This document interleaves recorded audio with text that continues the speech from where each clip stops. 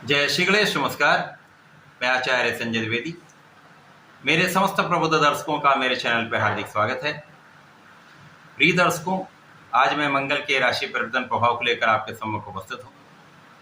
सेनापति मंगल 1 जून को अपनी राशि का परिवर्तन करेंगे तथा स्वयं की मेष राशि में प्रवेश करेंगे। अब ज्योतिष के नियम के अनुसार जब भी कोई ग्रह स्वयं की राशि में पहुंचता है तो उसका बल, उसका सामर्थ्य, उसकी क्षमता में वृद्धि हो जाती है। उसका प्रभाव अत्यंत सकारात्मक हो जाता है, कई गुना क्षमता में वृद्धि हो जाती है।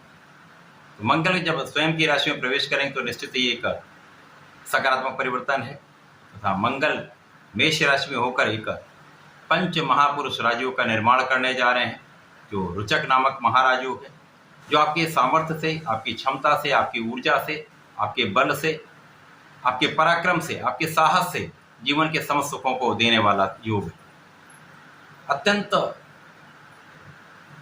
सकारात्मक प्रभावशाली राजयोग जो आपको सैन्य क्षेत्र में, विशेष रूप से खेल के क्षेत्र में, सैन्य बल में, पराक्रम के जितने भी क्षेत्र हैं उनमें बहुत उन्नति कराने वाला होता है, सर्वश्रेष्ठ पद देने वाला होता है, जीवन के सब सुख प्रदान करने वाला।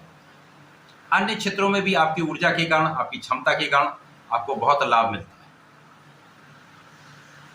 अब चूंकि मंगल पराक्रम के ही कारक हैं, साहस के कारक हैं, सैन्य क्षमताओं तथा बल के कारक मंगल है, वाद विवाद, लड़ाई झगड़े के कारक भी मंगल है, तो इसलिए ये परिवर्तन अत्यंत महत्वपूर्ण है।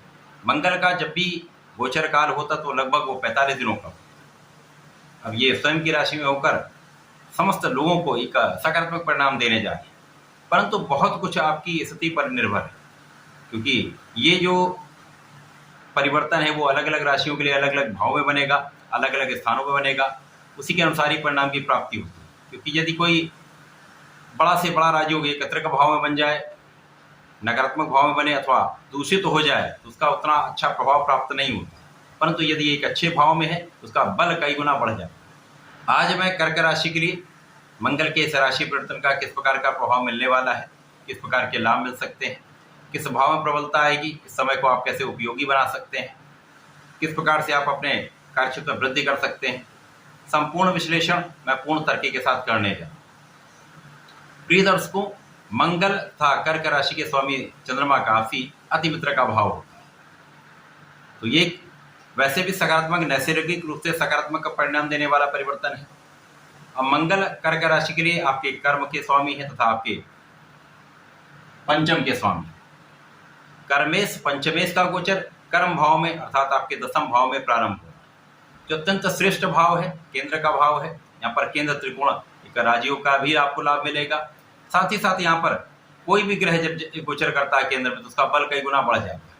अब ये रुचक नामक राजयोग में होंगे, जो पंच महापुरुष राजयोग है, तो इस भाव को कई गुना बढ़ाने वाला ये परिवर्तन है।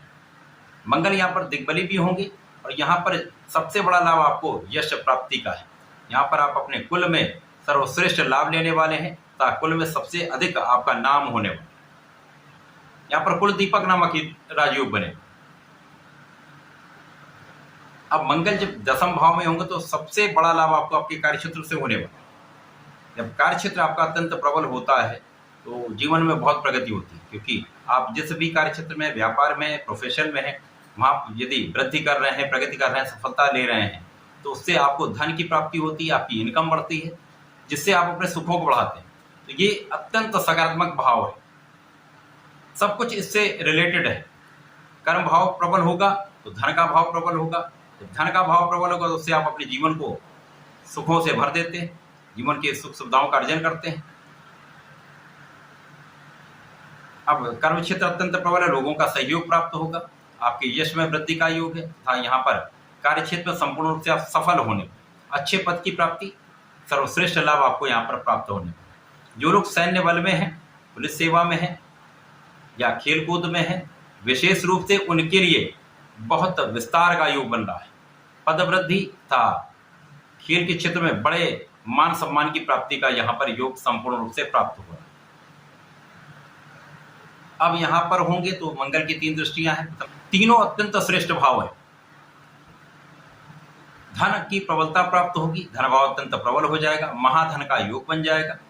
साथ ही साथ यहाँ पर क्योंकि मंगल की स्वयं की राशि में होकर कर्क राशि को देखेंगे तो यहाँ पर विशेष रूप से धन वृद्धि का योग बनेगा, परिवार से संपूर्ण सहयोग मिलेगा, पारिवारिक संपत्ति से भी लाभ मिलेगा, पिता का आशीर्वाद प्राप्त होगा, इसी प्रकार से माता पिता के सुखों में वृद्धि होगी। यहाँ पर लोगों का संपूर्ण सहयोग आपको प्राप्त हो रहा है, लोगों के बीच में आप पॉपुलर हो रहे हैं, जनता के बीच में आपका जो किया गया कार्य है वो लाभ देने वाला है। तो जो लोग राजनीति में हैं अथवा शासन प्रशासन में, शासन प्रशासन संबंधित कार्यों में हैं, सामाजिक कार्यों में हैं, उनके लिए निश्चित रूप से ये एक अच्छा समय है। यहाँ पर आपका नाम चौंगोर फैलेगा तथा आपके कार्य क्षेत्र में विस्तार होगा। जो लोग व्यापार में हैं उनके व्यापार में वृद्धि होगी, वहाँ पे भी आप बहुत अच्छा लाभ लेने जा रहे हैं, सर्वश्रेष्ठ लाभ लेने जा रहे हैं। इसके साथ ही साथ यहाँ पर धन वृद्धि के साथ आपके भूमि भवन वाहन का योग प्रबल होगा। अब भूमि पुत्र मंगल है जिनकी सीधी दृष्टि का प्रभाव आपके भूमि भवन वाहन के भाव पर होगा, तो 100% इस समय वाहन आता है अथवा भूमि का क्रय होता अथवा अपना एक घर बना। इस समय आपका ज्ञान अत्यंत प्रबल रहने वाला है, ज्ञान का क्षेत्र विस्तृत हो जाए। जो लोग पढ़ाई कर रहे हैं, विद्यार्थीगण हैं, उनके सर्वश्रेष्ठ समय है। आपका आत्मबल भी अच्छा रहने वाला है, आपके अंदर एनर्जी भी बहुत अच्छी रहने वाली, जिसका सकारात्मक परिणाम आपके अच्छे रिजल्ट के रूप में प्राप्त होने वाला है। इसी प्रकार से जो लोग प्रतियोगिता परीक्षा की तैयारी कर रहे हैं, सरकारी नौकरी का प्रयास कर रहे हैं, ये प्रयास संपूर्ण होने वाला है, लाभ मिलने वाला है तथा संतान पक्ष भी बलवान रहेगा, संतान से सुख भी मिलेगा, संतान प्राप्ति का योग है तथा संतान भी बहुत अच्छी रहेगी। संपूर्ण रूप से मंगल का ये राशि परिवर्तन कर्क राशि के जातकों के लिए विशेष रूप से एक प्रबल स्थिति बनाने वाला है। आपके कार्यक्षेत्र में प्रगति कराकर, विशेष रूप से विस्तार कराकर धन लाभ कराने वाला है, लोगों का सहयोग दिलाने वाला है, आपका मान सम्मान बढ़वाने वाला है। इसके साथ ही साथ यहाँ पर आपके ज्ञान में वृद्धि करने वाला है, संतान का पक्ष बलवान रहने वाला है। तो ये समय श्रेष्ठ है। इस समय आपको अपने इष्ट का ध्यान करना चाहिए, उनके शरण में रहना चाहिए तथा नित्य हनुमान चालीसा का पाठ करना चाहिए।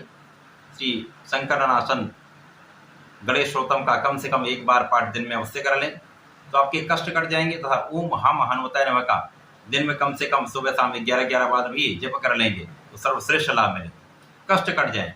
तो ऐसा करके समय का लाभ लें। धन्यवाद, नमस्कार।